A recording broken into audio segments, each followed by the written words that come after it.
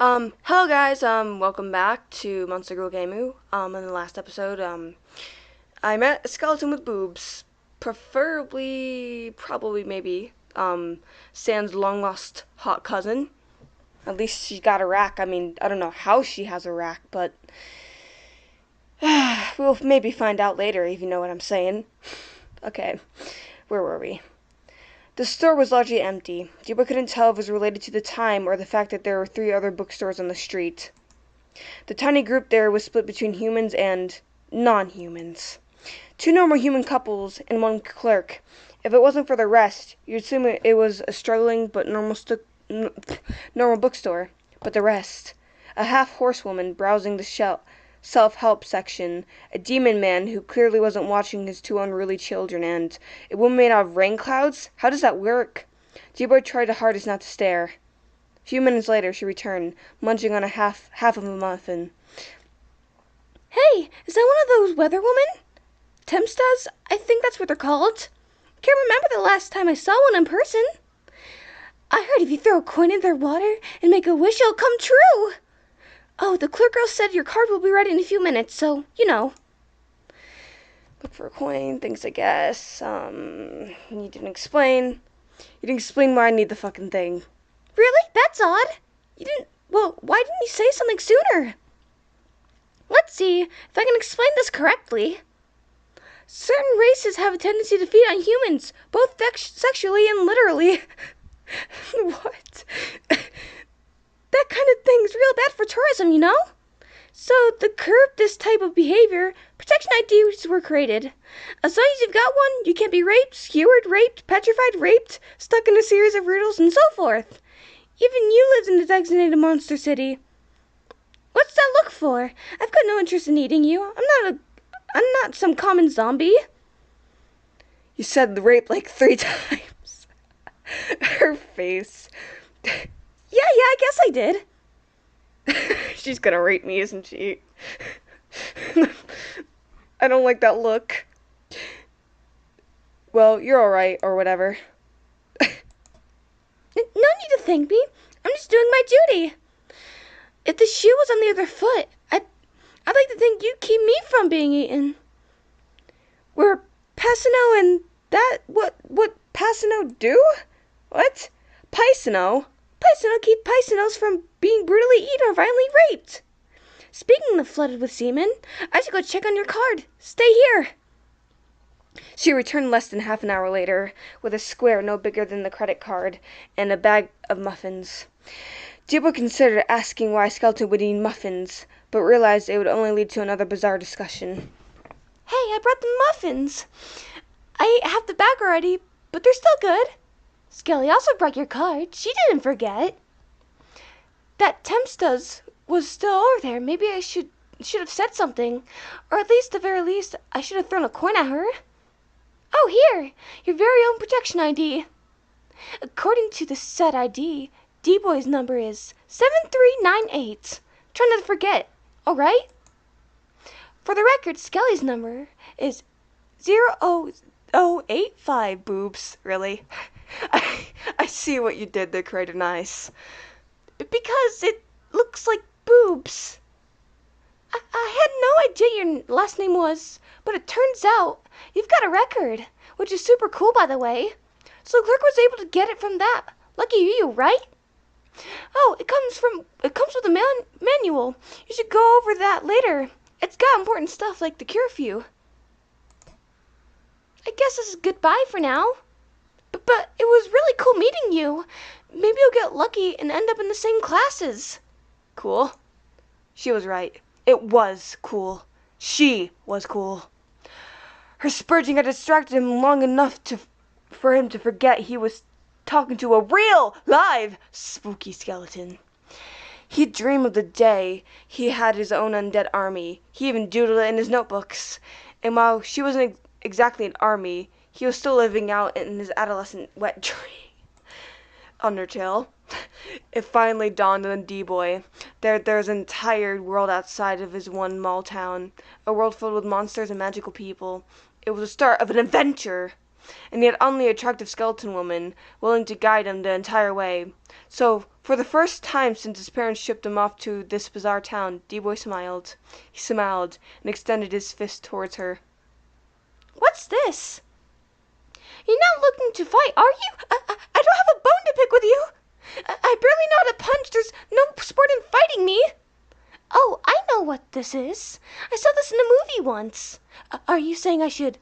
I'm gonna do it. Wait, I should take my hair clip off first so it doesn't explode. Here I go. Bow! Ah, it's happening. We're doing it. The fabled bro hand gesture. No one's ever initiated me into the bro club before. Skelly's gonna write this date down in her good day journal. I can't believe we did it. It was super cool. Whatever. No, you're cool. Oh, fuck, look at the time. It's too dangerous for you to be out here after dark. Why didn't I think about this earlier? Wait, I've got an idea. Just follow me, I'll solve this problem. This was their plan. A love hotel. Oh no. J-Boy tried his best to convince her that it was a bad idea, but she insisted. It's fine. Skelly's always got a room open here. Skelly's my twin brother. Did I mention that already? Well, he is. Wait here. So, he did his absolute best to look cool, leaning against the wall. Fuck you, phone. Okay. To look cool, leaning against the wall outside while waiting for her. It was hard not to stare at the couples entering the place. A bird woman and a human male, a cat boy and a human female, some sort of octopus thing, and a human couple. Let's see. It was strange, and he was more than happy when she came back and dragged him into their room. Ooh, this is nice. What does that thing say? Menu? Is that mirror? Tissues? Of course there's tissues. I like that. And there's a nice phone. It was nice enough, if a little red. But it did nothing to make him feel less unnerved about the bed situation. Pretty good, right? Told you I'd fix it. We can lay low here until tomorrow. Then you can take the bus to school. I couldn't do anything about the sleeping arrangements, however. But don't worry, I'm far too tired to ravage your sleeping body. Or am I? Please don't. No, way too tired. So, if you don't have any more questions, I'm gonna hit the hay. You know I do, Bonehead. Bonehead, that's good. Why didn't I think of that? Humans really are clever. She kind of reminds me of a kind of like a female version of like a more lewd female version of Papyrus. 'Cause she seems quite like, you know, like mesmerized by like humans and how like clever they are. I mean, we humans can be very fucking stupid, but you know. But I kind of figured you already have a few more questions, so gotta do you a solid. Skelly's super helpful like that. You should be thankful. So if there are no further interruptions, it's time for Skelly's pulse stopping, skin melting, brain exploding, very much like to be sleeping now, quiz. I can tell by that look on your face, you have no idea what I'm talking about. I'm gonna let you ask me 4 questions. Oops, I skipped that. Is that clearer? Info from her. Was she even capable of giving out information that wasn't peppered in bizarre internet lingo? Memes. Then again, she had been helpful so far. Skeletons, how does this work? Snake bitches, is this a thing or what? Skeletons, how does this work? Can it be? Is D-Boy interested in skeleton lore? Well, I'll Skelly to educate you. Of all the undead corpse monster, skeletons are definitely the smartest. If you don't count liches, vampires, and wights, and Dullahan, but they're fairies or something, right? Okay, not the smartest, but really high up there. Ghouls are violent thugs. They only care about ripping people to shreds. Mummies are single-minded. They don't care about anything but whatever their obsession over that week. Zombies are the worst, loud, selfish thugs that only live for pleasure and flesh eating. Terrible, terrible people. But skeletons are clever. Skeletons are humorous. I'm sorry for that pun. I'm so sorry. Skeletons are doctors and scholars. Plato was best friends with a skeleton. Plus, the god of death's a skeleton. And skeletons are rare too. Reviving somebody with a specific spell is the only way to become a skeleton. That and getting drafted into the skeleton lore. But we're not as disgustingly common as zombies are, and that's what's important. I've got some books. I'll be more than happy to lend them to you. Zombies like grrr brains and ghosts. Ghosts. Yep. Monster people like myself will never, ever turn into ghosts, but if a human is really distressed or has unfinished business, when he or she dies, you'll come back as a ghost. I think it's 40% chance, might be higher. Either way, you'll be stuck floating through the walls and haunting people forever and ever and ever and ever. You can't get rid of ghosts. They never die, again once it happens. But they can move things like possession. I've heard the longer you're a ghost, the stronger you get. And they tend to have an obsession, something that brought them pleasure or pain in life. So they usually haunt something related to that obsession. If you really like chocolate, you'd haunt Chocolate Factory. The only way you'd get to get them to do is finding a spot more what they like. G-Body's not afraid of ghosts, is he? Of course he wasn't. He was a man. He is a man. Men don't fear the supernatural, right? Bird bitches, snow monsters, angels. Bird bitches or snow monsters? Nah, angels. Huh? Yeah, they exist. Stuck-up assholes for the most part. Always trying to convert humans to the one and true goddess. Their religion's strict as fuck, and they won't even date you unless you convert. What good is that? As far as I can tell, they got no issue with sleeping with humans in order to convert them, but mind control's usually involved in that kind of thing. Oh, and they never let us undead races have a moment of peace. They never stop trying to convince us to move on.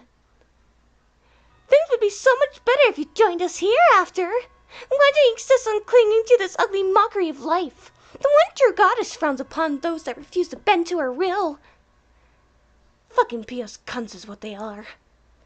But they'd probably be nicer to you because of the whole human thing. Ah, shit, look how late it is. I owe you a question, right? But wait, don't you go to sleep yet. I've got something I brought to tape. Watch it with me.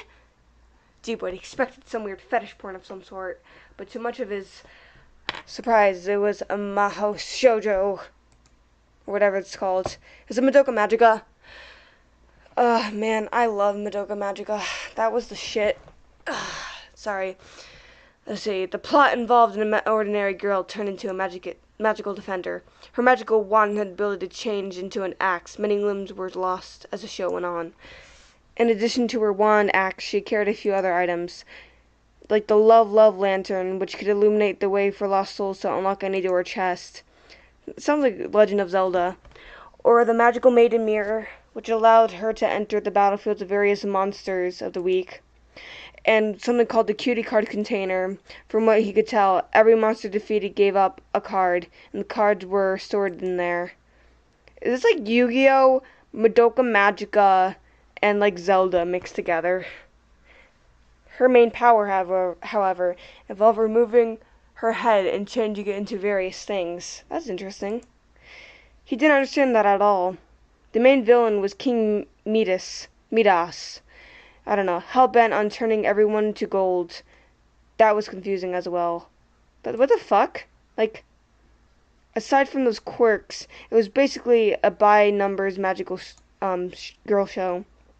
The worn-down quality of the tape and her ability to recite every single line suggested it wasn't her first time watching it. Despite this, she never took her eyes off the screen, not even to sing the theme song or reenact the main character's signature catchphrase.